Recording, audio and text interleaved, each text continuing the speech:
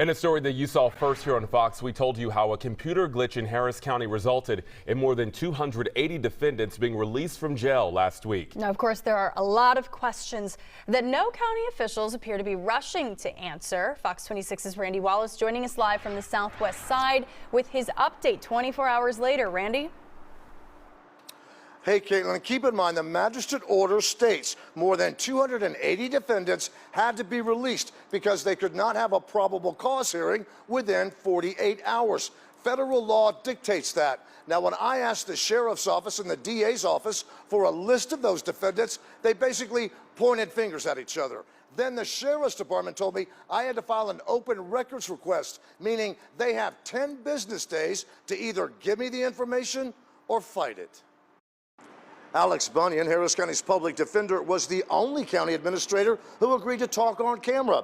He shared a letter DA Kim Ogg wrote to law enforcement chiefs and officials. And I looked at the list of the folks that she had named in there, and I looked at what they were charged with, and it appeared to be that on her list they were all misdemeanors, nonviolent misdemeanors, and they were people that would have been released anyway. Bunyan shared the list with me. It has about 120 names, all misdemeanors, most DWIs. He says he has no knowledge of felony suspects, and I believe that. But look at some of the things Kim Ogg points out in her letter. On the first 2 days of the crisis, the JPC reached a high of approximately 250 prisoners in custody, causing great concern about the safety and welfare of the deputies, civilian staff, and prisoners. She also points out the J-Web computer system crashed last Thursday into a systematic failure that stretched into the weekend. With Ogg's numbers and the judges, how could no felony defendants be involved? This has happened before, probably 3 or 4 times over the last several years. And we probably need a backup process for the district attorney to be able to file charges timely without relying on computers. I mean, that's the way things used to be in this county for decades. So I think it's time to review that. All the defendants are supposed to be rearrested and have a probable cause hearing.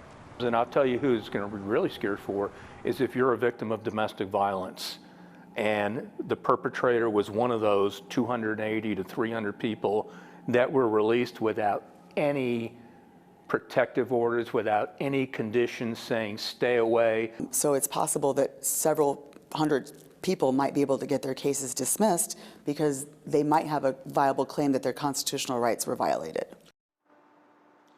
Now, the man in charge of the county's computer system, Universal Services, first agreed to go on camera but backed out at the last minute. He sent me a statement but says nothing about prior computer failures. I'll post that statement on our website a little later tonight.